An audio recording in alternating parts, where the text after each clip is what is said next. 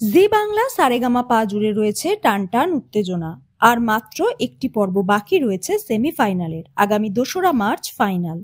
এবারে ফাইনালে মোট ১০ জন প্রতিযোগী জায়গা করে নিয়েছে। ময়ূরী, দেয়াসিনী, আরাত্রিকা, সাই, সত্যজিৎ, আরিয়ান। ছোটদের মধ্যে আছে সৃজিতা, ঐশী, অতনু এবং অনিক। ফাইনাল যতই নিকটবর্তী হচ্ছে ততই প্রতিযোগীদের মধ্যে বাড়ছে টেনশন। হারিয়ে যাচ্ছে সেই প্রাণখোলা ভাব। অনেক সময় সুর তালের ক্ষেত্রেও ত্রুটি বিচ্যুতি ঘটছে টেনশনের জন্য।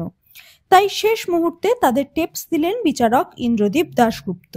আরাত্রিকার গানের পর তাকে উদ্দেশ্য করে ইন্দ্রদীপ দাশগুপ্ত বললেন, গ্র্যান্ড ফিনালের চাপে তোমরা সবাই হাসতে ভুলে যাচ্ছ, শ্বাস নিতে ভুলে যাচ্ছ।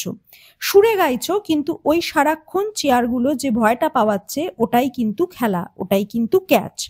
এই স্টেপে এসে তোমরা যদি এইভাবে ভয় পেতে থাকো, নিজেদের ওপর এই ওজনগুলো চাপাতে থাকো, এই চেয়ারগুলো ততটাই দূরে সরে যেতে থাকবে। সফট গাও, কিন্তু হাসতে ভুলে যেও না। জীবনের থেকে দামি জরুরি কিচ্ছু হয় না, সঙ্গীতও না, খ্যাতি কিচ্ছু না। আমরা জন্মাই মানুষ হয়ে, বাকিগুলো বাই প্রোডাক্ট। দুঃখ ভুলে হাসতে পারার নামই হয়তো জীবন। কিছুদিন আগেই দিদিমাকে হারিয়েছেন ছোট পর্দার খলনায়িকা মিশকা ওরফে অহনা দত্ত।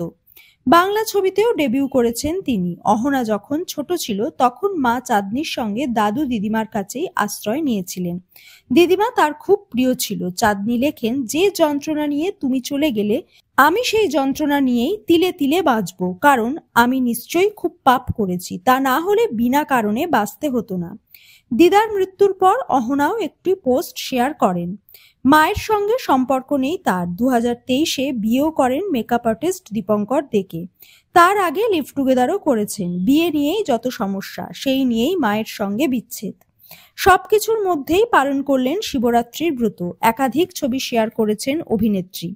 নো মেকআপ লুকেই দেখা গেল তাকে। হাতে ছিল পুজোর থালার ঘট সহ ফুল, ধূপ এবং নানান পুজোর সামগ্রী। শিবের মাথায় জল ঢালার পর ছবি পোস্ট করে তিনি নমস্কার এবং লাল হার্টের ইমোজি পোস্ট করেন ক্যাপশনে।